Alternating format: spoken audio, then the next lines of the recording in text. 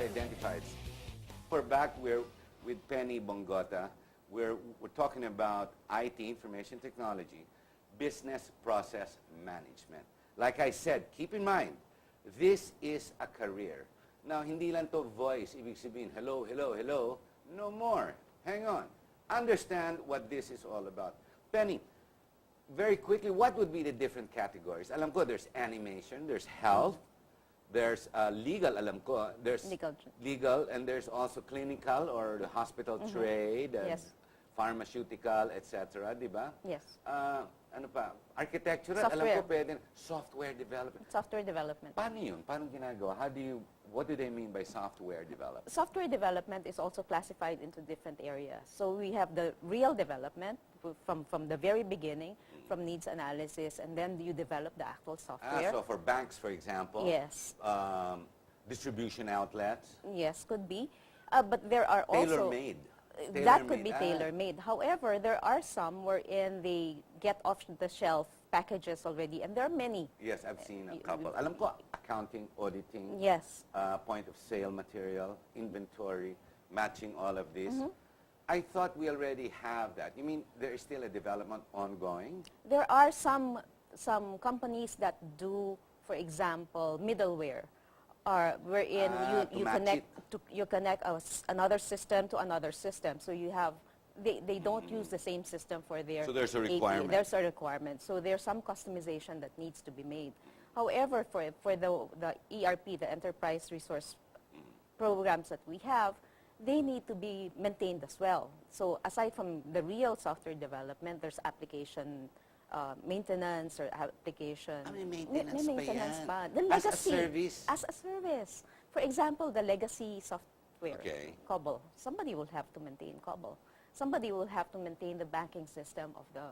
I know the banking system requires a lot of call service, but also on the software, other than just the person service, the person-to-person service. Yes. So this is, even the back room becomes a service. The back room, The back room becomes a service. Yes. So with all these categories, we've already identified most of the professional world.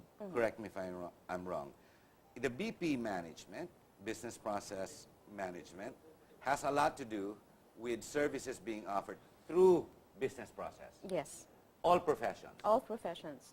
You name it, whatever can be done locally could be offshored, right? For example, secretarial work, virtual assistants. There's so many virtual assistants. Pwede na rin ba Pwede virtual yun. assistants na? Even switchboard operators. Your switchboard operator You can does not bring it have... from here. You can bring it here. Let's say, in the company that I was with before, we had the switchboard operator of our UK office in the Philippines. Oh my gosh, dito ginagawa. Dito ginagawa. Akala mo, British siya nagsasalita. Hindi, Pinoy. Pinoy, Exactly.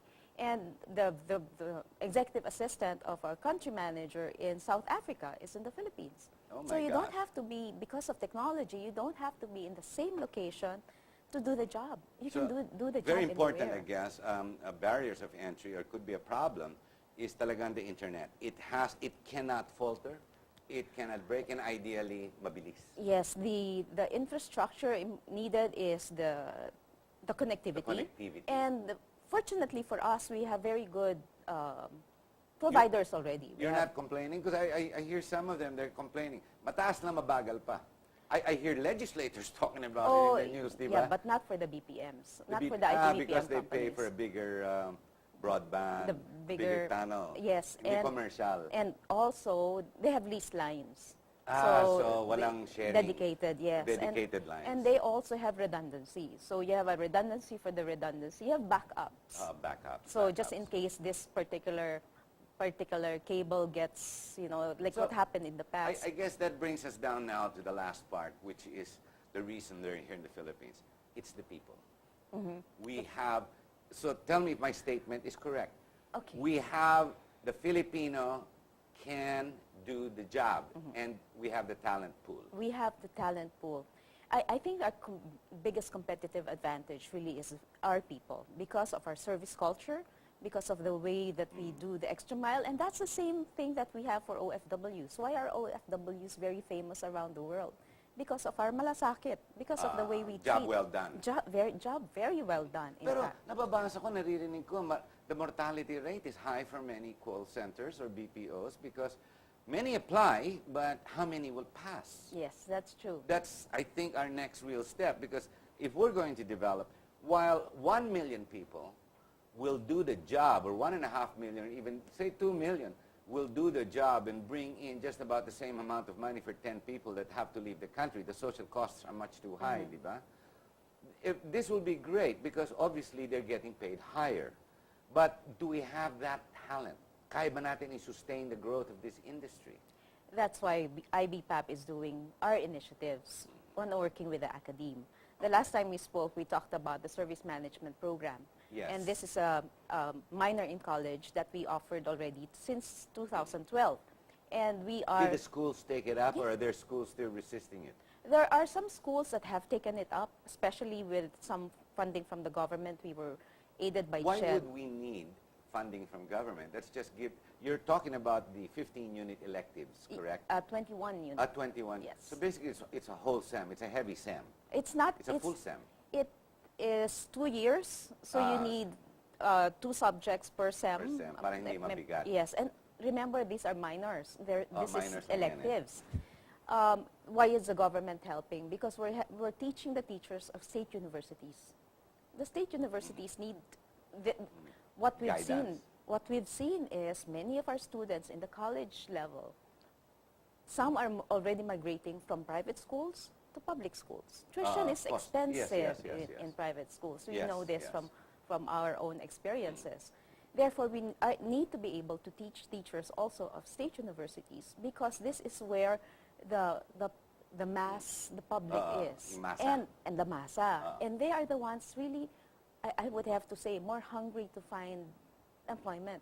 So There's a compelling yes. reason for them to find employment. Why is it a problem? Why can't the government see, hey, this is what you require, there's a talent pool, there's only a need of guidance, so to speak, and in tertiary education, it can be done. In fact, someone told me even the DepEd, the high school, Senior high some school. of them can be employed already without having to do university. So, gee, we can provide employment.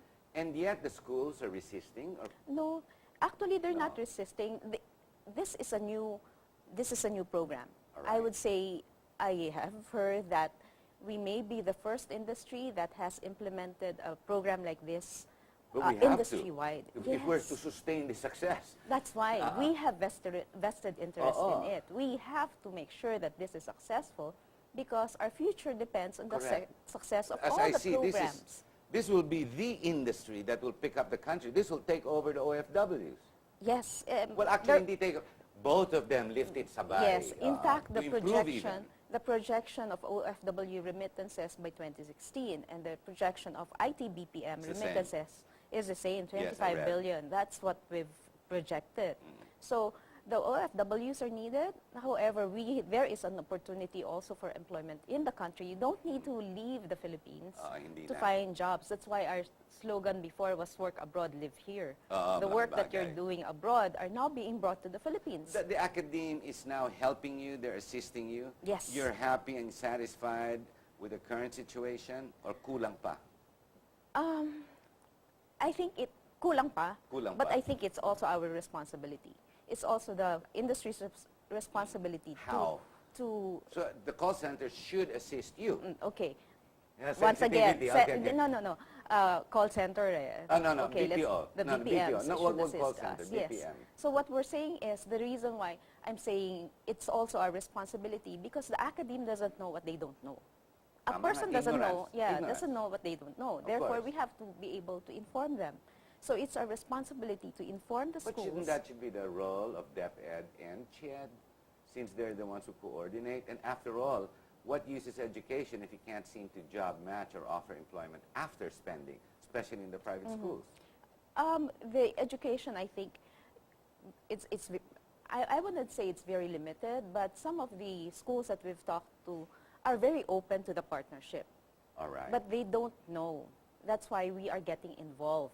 What we do, remember when Darcy was here, we do academe industry linkage. So we're not just there to implement a program. We're there to make sure that this school has this partner, so that when the students of this school take the service management program, saan sila mag-OJT? There's a company that they can do their OJT with, and after Para that, ma-expose na sila. may exposure na, and if they're qualified, they can get hired. But why do we require the business process, the company that comes here, that invests here, why do we ask them or require them to do the certification for employment, who they're going to approve?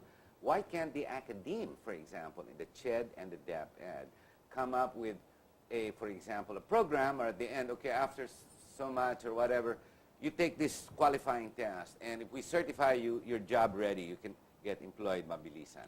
Di ba kaya yun? That way, it reduces the work, the cost for the BP center, para the school, after all, the school requires job matching for their enrollees.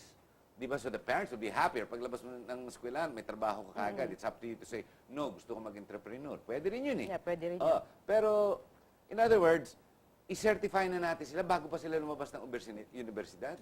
Oh, I think it's... Hindi pwede? I don't think so. Because Why is that? the business landscape is always changing. And our academy doesn't Change as fast as the But industry. shouldn't it? Because this opportunity, if we miss this boat, this is it. This is the last boat so far. I was just in a meeting this morning with some Germans, and they, the partnership in industry academe for some other countries are much stronger than what we have here. And we were talking about making sure that what the industry produces is what the academe produces It's is what exactly they require. what they Yes, need. matching, job Yes. matching. However, they were saying also, based on the model that we've seen in Germany, it's the chambers, it's the industry that certifies, not the academe. Hindi pwede. It's always the industry, because the industry knows exactly what you need. They need. Exactly, because this changes. 5 years ago, the call center Was just voice. And it was 10 years ago. It was just infomercials. It was just customer Yes, service. that's what it started out with. Yes, now it's changed. Marami na. Marami na, and then they're not scripted anymore. It's what you require because it's the categories are expanding. Exactly. But if the academe is at step with the industry's requirement, it's not like, for example, I mean, we're growing enough nurses, we're making enough nurses, but the problem is there's just not enough hospitals, especially here. Here, you got to pay to get into a hospital so that you can get some type of work, so you get certified. But my question to you, the nurses that we graduate, are they even Nurses. qualified? So where do you draw qualification? Di ba dapat ang academe tsaka yung department to upgrade the academe to be sidestepping with the BP management? That's why we're getting involved with academe. That's why our That's the service... objective. That's the objective. And we're very fortunate, I tell you, that the academe has been open, especially the ones that we approach, has been very open with the partnerships and the implementation of the service management program. Our service management program is not only at the CHED level, at the college level, it's also at the K-12 level. So as you said, they can graduate from senior high school and find a job right away, as long as That's they what are we require. qualified. As long as they're qualified. But do they need an extra 1 year to train for the BPOs, for all the different BPO requirements? Kasi you can identify naman, I like animation, I want to go in that direction. I think I can do the chemistry, the pharmacy, whatever, di ba? Or I can do part of the drawings, di ba? That sort of thing. If they identify where they have an expertise on, di ba pwedeng shelf style yung, what's the exam there? Kunin ko, baka pumasa na ako. Instead of having to go to the BPO. O dapat you have to go to the business process, outsourced business. I would think that it's still the BPMs, because the companies know exactly what they need. So if you talk about 2 different call centers, they would need 2 different profiles. And their programs would need different kinds of people as well. So isn't it possible to create a pool of talent? Everybody register. Lahat kayo rehistro. Lagay nyo lahat dyan, and then create a format, an SAP or whatever, that will design and identify, this guy is good for this one's good for this. And there are certain qualifying exams. So all the BPOs that come here, they can now tap into a talent pool instead of having to have a job fair. Kasi nakita ko sa job fair, naaawa ako, everybody lines up and then they realize, gee, I can't qualify. Mali eh. Dapat from the academe, meron eh. Or something out there that you don't need the qualifier or the job opportunity. That's exactly why we are doing the service management program. But if you're asking if we can do a certification or an accreditation, at this time, I don't know the answer. We're not yet there. Okay. Penny, we're going to have to take another short break.